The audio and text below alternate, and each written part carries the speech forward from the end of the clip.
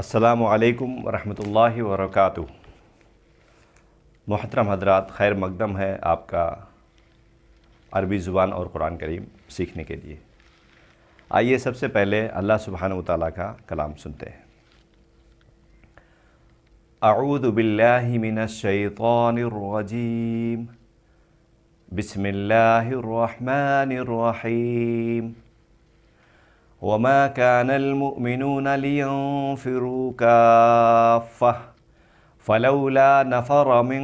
كل فرقة منهم طائفة ليتفقهوا في الدين ولينذروا قومهم إذا رجعوا إليهم لعلهم يحذرون۔ محترم حضرات، میں نے آپ لوگوں کے سامنے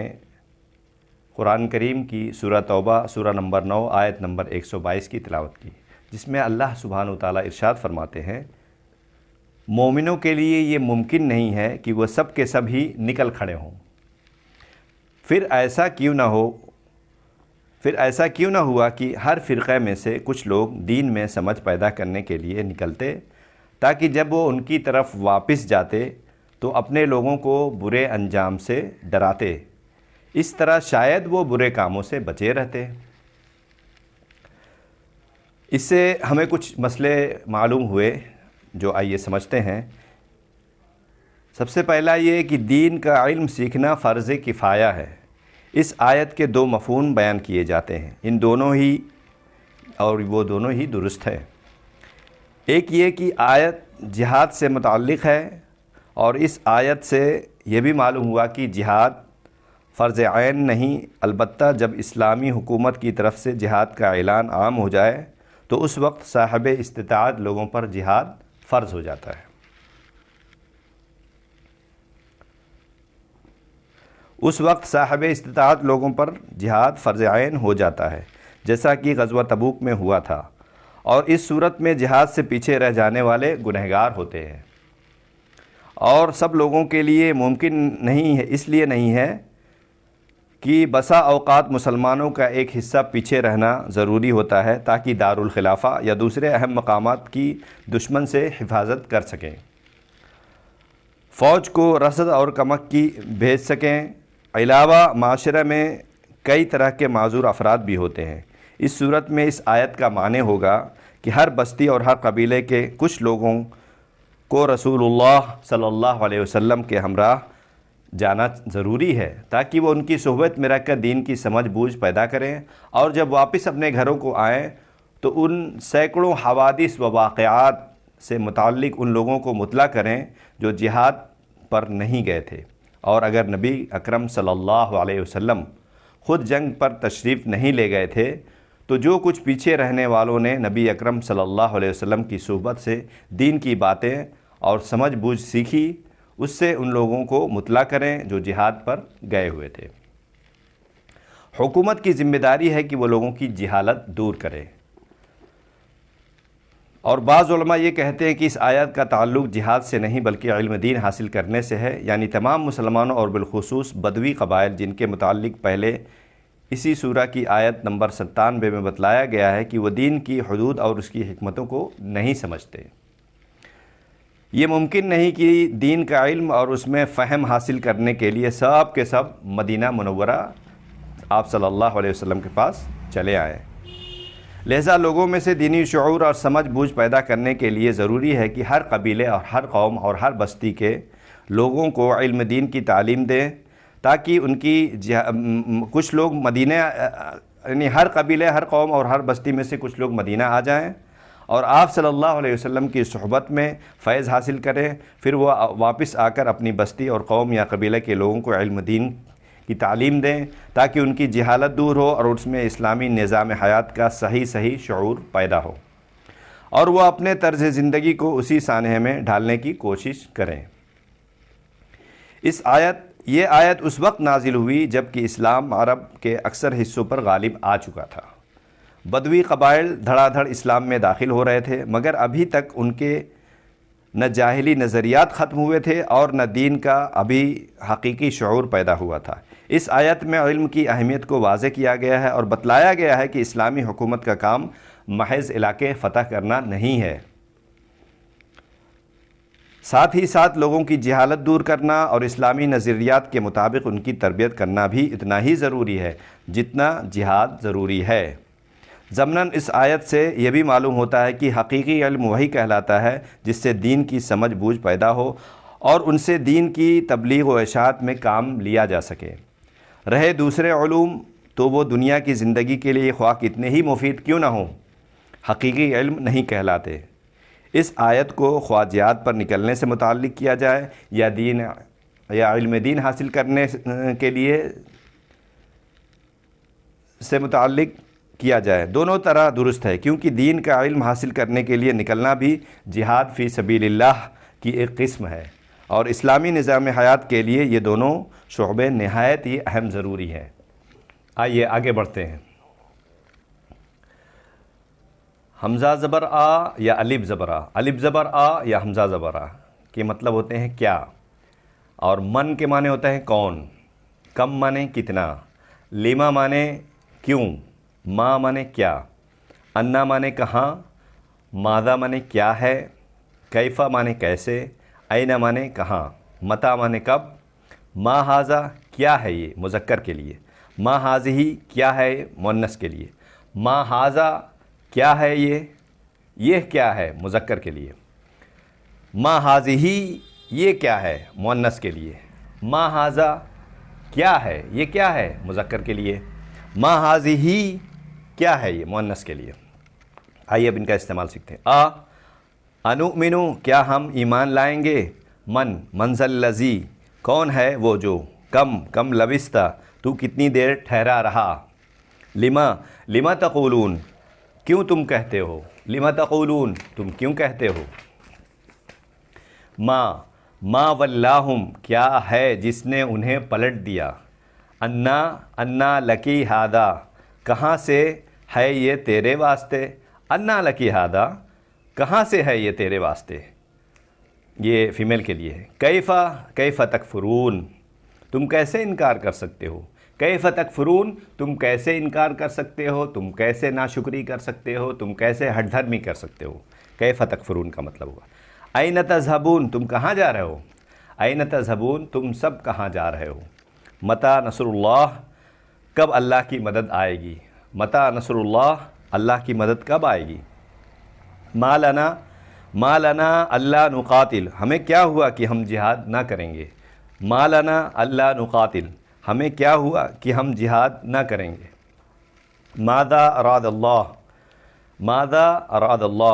کیا ارادہ اللہ نے کیا، ماذا اراد اللہ کیا ارادہ اللہ نے کیا ارادہ کیا اللہ نے، ماذا اراد اللہ کیا ارادہ کیا اللہ نے سبحانہ و تعالی۔ ما ہاذا الا بشر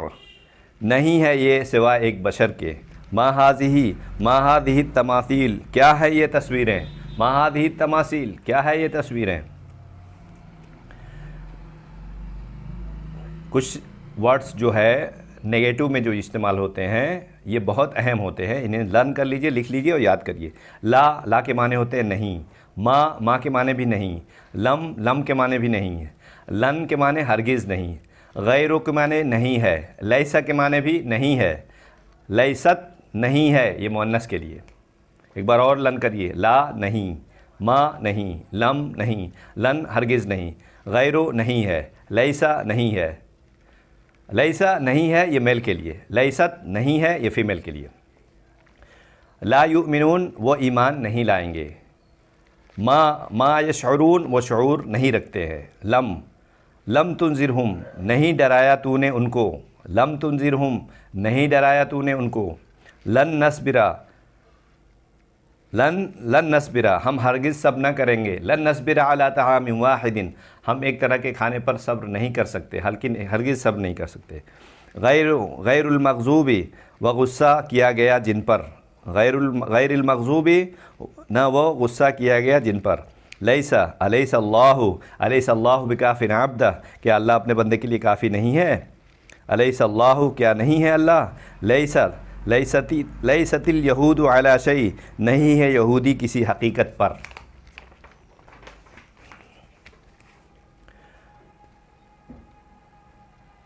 وہ وہ الفاظ جملہ جس پر داخل ہو کر کسی چیز کے مقصود کو واضح کرتے ہیں، مقصد کو واضح کرتے ہیں، جیسے الذی وہ شخص، اللذان وہ دو شخص، الذین وہ سب لوگ، یہ سارے میل کے لیے۔ میل کے لیے کیا آئے گا؟ الذی وہ شخص، وہ ایک شخص، وہ ایک آدمی، اللذان وہ دو شخص، دو آدمی، الذین وہ سب لوگ، سب سارے میل کے لیے۔ پھر فیمیل کے لیے سمجھتے ہیں اللتی وہ ایک عورت، اللتان وہ دو عورتیں، اللاتی وہ سب عورتیں، اللتی وہ ایک عورت، اللتان وہ دو عورتیں، اللاتی وہ سب عورتیں۔ اب آئیے اس کی مشق بھی کر لیتے ہیں۔ الذی جعل وہ کی جس نے بنایا، الذی جعل وہ کی جس نے بنایا، اللذان واللذان یأتیانہا وہ دو مرد جو اس کو لائیں، الذین یؤمنون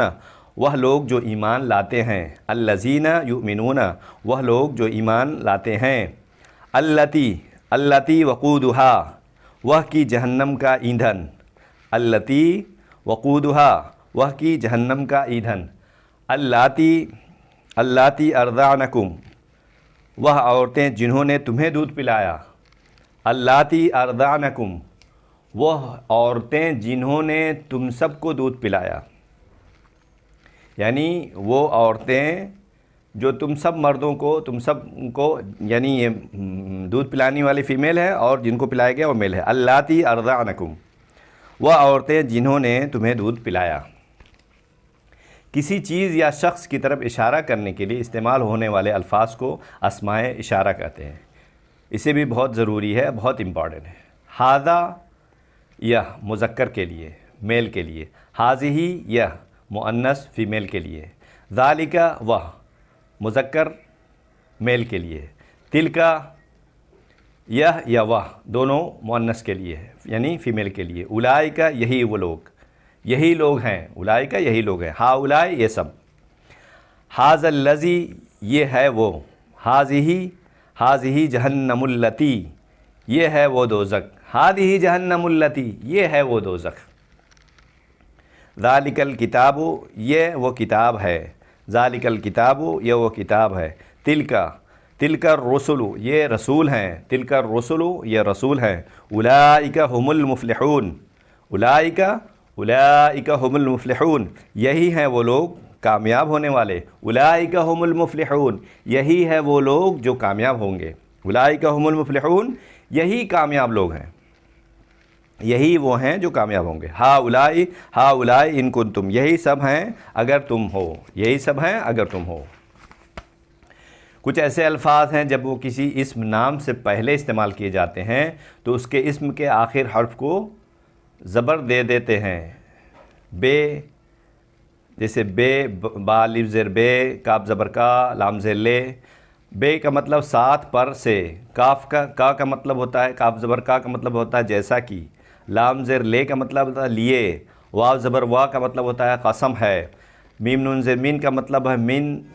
سے بعض، فایا زیر فی کا مطلب اندر میں، انسائیڈ، عین نون زبر ان سے متعلق، اباؤٹ متعلق، اعلیٰ اوپر، پر، حتیٰ جب تک، الی طرف تک، بے کا استعمال دیکھیے، بسم اللہ ساتھ نام کے اللہ کے نام کے ساتھ، کاف زبر کا کمثل الذی جیسی مثال اس شخص کی، للہ اللہ کے لیے، والعصر قسم ہے زمانے کی، من الناس لوگوں میں سے، فی سبیل اللہ اللہ کے راستے میں، عن الناس لوگوں سے، علی قلوبہم ان کے دلوں پر، الی اللہ اللہ کی طرف،